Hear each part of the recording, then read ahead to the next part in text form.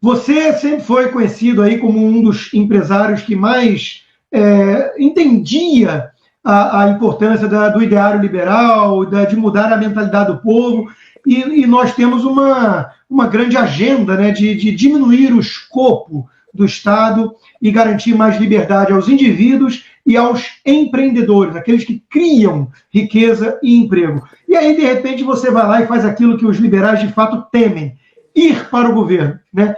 O que essa experiência mudou na sua concepção do Estado, Salim? É pior do que a gente pensava de fora? É melhor? Temos que ter as esperanças aí de que vamos mudar por meio do governo? Ou é algo ainda mais assustador lá de dentro? Obrigado, Constantino. A minha ida para o Estado foi uma experiência única, impagável. Aprendi muito. Saí depois de 19 meses muito maior do que quando eu cheguei. E eu conheci as entranhas do governo, as entranhas do poder. E agora eu tenho mais consciência de que o Estado é muito maior do que a gente pensa. O Estado é gigantesco, obeso, burocrático, oneroso para o cidadão pagador de impostos. Então, essa minha passagem pelo governo foi boa, porque agora, em discussões, em debates, eu conheci como é a coisa dentro do governo. Então, na realidade, eu posso afirmar para você, Rodrigo, que nos últimos 34 anos do Brasil, desde o governo militar, o Brasil foi governado pelos sociais-democratas. Alguns mais à esquerda, outros centro-esquerda, mas todos eles sociais-democratas. E esses sociais-democratas, eles criaram um fantástico, um gigantesco establishment, do qual o Estado brasileiro foi privatizado. Então, o Estado brasileiro não é público, ele é privatizado para o establishment brasileiro. Então, esse é um dos legados da social-democracia. Nós temos aqui uma casta no establishment brasileiro, formado pelo judiciário, pelo legislativo, pelo executivo, servidores públicos. Em certos momentos, os militares participam e, por que não dizer a verdade, uma série de indivíduos criminosos por trás de um CNPJ, como se empresa fossem, também participam desse establishment. Basta verificar o que aconteceu, por exemplo, com o Petrolão. Então, os empresários, empreiteiros, se juntaram ao establishment e a coisa ficou daquele jeito. Então, como mudar isso? Eu conheço bem mais o Estado do que antes de ter ido para o governo. Conhece mais e é mais assustador ainda o monstrengo. Como é que a gente muda isso? Porque nós podemos dizer que os liberais, claro, não é uma coisa tão trivial, o governo tem alas e tudo mais, mas os liberais, por meio do presidente Bolsonaro, eles chegaram a certas esferas do poder. A equipe técnica do ministro Paulo Guedes é uma equipe brilhante, contava com você à frente da agenda de desestatização, com o secretário de desburocratização como Paulo Webel, que a gente conhece a longa data também. Quer dizer, uma equipe técnica comprometida com a agenda liberal e disposta a um sacrifício pessoal para tentar reduzir um pouquinho dos tentáculos desse Leviatã. E não obstante, você saiu, o Paulo Webel saiu, quer dizer, ainda tem lá muita gente boa, mas a sensação que fica para a gente de fora é que às vezes é dar murro em ponta de faca. Às vezes a gente, se não mudar essa concepção, essa mentalidade, mesmo colocando o melhor de todos nós lá, quer dizer, eu se tivesse que escolher a dedo quem vai comandar a agenda de privatização no Brasil, eu ia colocar o seu nome lá, ia ser o primeiro da lista, e você estava lá.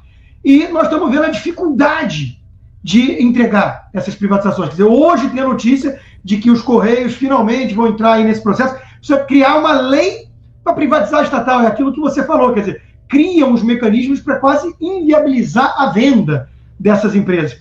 Né? Então, a sensação que fica de fora, Salim, é que para um liberal é quase um sonho utópico a gente imaginar que vai conseguir desmontar esse establishment.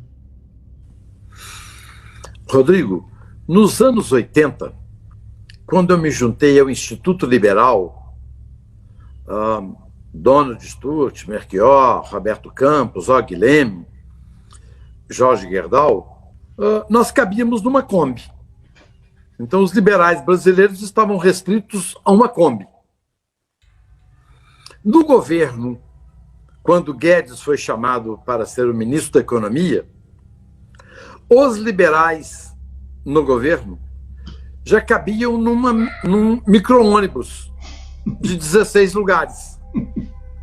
Então, ali estava eu, o Paulo Weber, o Caso da Costa, e mais alguns jovens procedentes dos nossos institutos, inclusive o Ricardo Salles. Então, nós éramos o suficiente para encher uma van. Que é uma van de 16 lugares para 12 milhões de servidores públicos? Nada. Então, claro que está sendo feito um trabalho, ficou lá a Lei da Liberdade Econômica, privatizamos bastante, vendemos quase 150 bilhões de ativos e reduzimos 84 empresas do governo. E o ministro Guedes fez a reforma da Previdência e tem outras coisas em andamento. Claro que não está acontecendo. Perdi seu som, Salim. Perdi seu som. Seu áudio ficou mudo para mim. Ficou mudo? Voltou. Ok. Então, o ministro Guedes ainda vai fazer muita coisa. Ele ainda tem a confiança, o respeito, a admiração do presidente Bolsonaro, e ainda vai acontecer muita coisa. Mas eu deixei o governo, e o Paulo Weber deixou o governo, porque a gente sentiu, eu falo sempre na iniciativa privada o seguinte, o esforço despendido tem que existir uma correlação que o resultado obtido tem que ser maior. E o que eu senti é que, se eu não deixasse o governo, o resultado dessa equação seria muito esforço despendido para pouco resultado obtido. Então, eu senti que a coisa deu uma diminuída e eu preferi sair. Mas o Estado é gigantesco. Rodrigo, 12 milhões de servidores públicos. E nós temos 30 milhões de brasileiros com carteira assinada. Praticamente nós temos 1/3 de servidores do que nós temos hoje de brasileiros com carteira assinada. Então, para mostrar o tamanho da máquina. Outra informação importante é que o funcionalismo no Reino Unido custa 9,5% do PIB. Nos Estados Unidos, 10% do PIB. No Brasil, 13,5% do PIB. Você fala, mas 13,5% para 9,5% não é tanto, é muito. Isso significa 320 bilhões por ano em salários, quando isso poderia ser investido na qualidade de vida do cidadão, ou seja, na qualidade da saúde, na qualidade da segurança, na qualidade da educação, na qualidade do saneamento. Então, são as funções básicas é gigantesco. Sim. E Salim, a que você atribui esse arrefecimento do resultado dessa ala liberal no governo? O presidente que continua comprometido com isso? É a necessidade de governabilidade num Congresso fragmentado e que precisa desidratar de alguma forma a agenda para ter capacidade de aprovar reformas, né?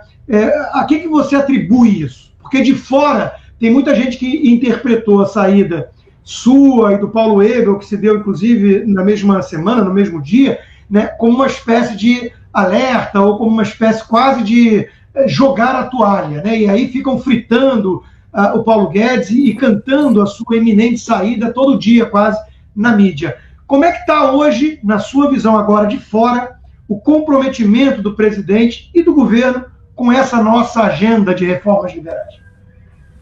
Ok. Durante o período da campanha, o presidente Bolsonaro falava em tirar o Estado do cangote da empresa e do cidadão. Olha que termo bom, esse termo é espetacular, porque o Estado fica no cangote mesmo do cidadão e do empreendedor. Ele falava em privatizações, ele falava em reduzir o tamanho do Estado. Ora, aquilo para mim fazia sentido. E com o ministro Guedes, como seu futuro ministro da Economia, claro que eu decidi me engajar no governo Bolsonaro. Então, durante a campanha, me engajei e Bolsonaro foi eleito com uma pauta, uma agenda conservadora na família, na sociedade, nos costumes, e uma pauta liberal na economia. Então, era tudo aquilo que se esperava no Brasil. Rodrigo, em 520 anos de existência do Brasil, nunca o Brasil foi governado por um governo liberal. Nunca, em 520 anos. Então, seria a primeira vez no Brasil que nós teríamos um governo conservador e liberal. Ora, os conservadores são primos dos liberais. Então, eu vi uma grande chance do Brasil, sim, fazer uma grande transformação e dar um salto de crescimento e iniciar a construção do futuro para as próximas gerações. Quando eu cheguei ao governo, uma das empresas que eu tentei privatizar foi a Casa da Moeda do Brasil. O presidente Bolsonaro listou uma série de empresas que eu podia vender e eu fui vender a Casa da Moeda. Para vender a Casa da Moeda, precisa de uma lei para quebrar o monopólio da produção de dinheiro e moeda no Brasil. Rodrigo, só para te lembrar o seguinte, a China, desde o mês de maio, já não paga os servidores públicos mais com dinheiro, só moeda digital. Então, moeda vai acabar, moeda, nota vai acabar. Se a gente não vender a Casa da Moeda rápido, nós vamos vender aquilo, aquelas máquinas de fazer dinheiro, vamos vender aquilo, para o ferro velho. Então, foi necessário e nós elaboramos uma medida provisória de número 902, que quebrava o monopólio da Casa da Moeda para a gente não vender um monopólio público para um monopólio privado. Então, essa MP caiu. Caiu significa o seguinte: os congressistas da Câmara dos Deputados, do Senado, disseram assim: ô Bolsonaro, ô Guedes, ô Salim, nós, do Legislativo, fomos eleitos pelo povo. Nós não queremos que venda a Casa da Moeda. Obrigado. Então, a Casa da Moeda não foi vendida porque os nossos legisladores, deputados e senadores disseram: não é para vender a Casa da Moeda. Como nós estamos num regime democrático, essas pessoas estão lá por causa do voto, então cabe a mim, cidadão, respeitar aquelas pessoas que tomaram uma decisão em nome de 212 milhões de brasileiros. Ou seja, voltamos à questão de que é fundamental mudar a mentalidade para eleger representantes parlamentares mais alinhados com a agenda liberal. Caso contrário, nós ficamos realmente nessa expectativa que muitas vezes depositam no presidente como se fosse uma espécie de déspota esclarecido, esquecendo que ele tem um congresso pela frente. Salim, a sua opinião em relação ao papel da mídia nessa história toda, você que esteve lá dentro, né? Há uma implicância, há uma perseguição, uma antipatia em relação ao governo Bolsonaro e ao presidente, porque tudo isso que você está colocando mostra como o buraco é mais embaixo, como é mais complexo mexer nisso do que parece. Enquanto que, ao julgar por alguns jornalistas, né, basta vontade política, basta o presidente querer para fazer acontecer. Não é bem isso, né? Antes de responder essa pergunta, vou complementar a minha resposta anterior dizendo o seguinte: eu vi com meus próprios olhos, porque nós estávamos tentando privatizar a Eletrobras e os Correios e a Casa da Moeda, e nós vimos a dificuldade. Qual a dificuldade? O presidente Bolsonaro, durante a campanha, disse: não vai ter toma lá da cá no meu governo. Com isso, ele não constituiu uma maioria no Congresso, como Fernando Henrique Cardoso fez. Você sabe, está nos anais aí, tem uma matéria muito grande do Poder 360 do Fernando Rodrigues, mostrando que no governo FHC, o governo comprou os deputados e fez a maioria. E fez, inclusive, algumas privatizações. Só que, quando também o governo do Fernando Henrique Cardoso ele comprou o Congresso e obteve o Instituto da Reeleição, é importante registrar que o Brasil exportou a reeleição para a Venezuela, para a Bolívia e para o Equador. E deu no que deu. Então, quem é o culpado da ditadura da Venezuela, Evo Morales na Bolívia e Rafael Correia no Equador? O Brasil. O governo do PSDB dobrou o mandato. Esses países repetiram a mesma coisa e transformaram em ditadura. Foram mais competentes. Transformaram em ditadura. Então, por isso que eu, pessoalmente, sou contra o Instituto da Reeleição. Voltando agora sobre a mídia.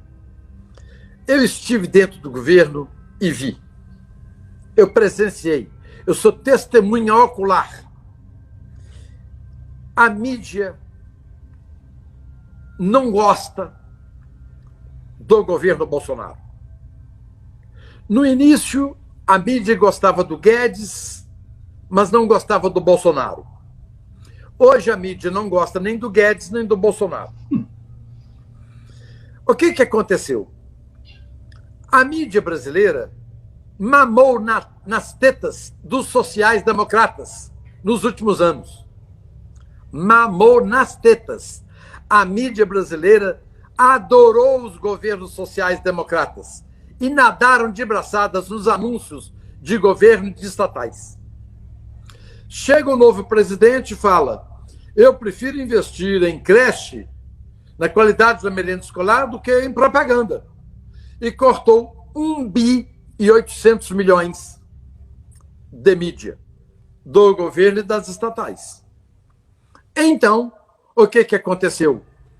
Toda a mídia começou a perder dinheiro ou ter break-even, porque 1,8 bilhão talvez fosse o lucro somada das mídias brasileiras, com raríssimas exceções. Então, essa mídia, que teve a verba cortada, tentou, de alguma forma, provocar uma situação que retornasse os investimentos em publicidade. Ora, num país com tamanha pobreza, o governo não tem o direito de fazer publicidade. Isso é um crime, gastar com publicidade, em vez de retirar pessoas que estão dormindo abaixo dos viadutos nas grandes cidades. Então, o governo Bolsonaro fez uma atitude correta, mas a mídia, com algumas exceções, não gostou, e a mídia efetivamente não gosta do governo Bolsonaro, não gosta da pauta conservadora. A mídia brasileira flerta e gosta da esquerda, e sente saudade e sente falta da esquerda.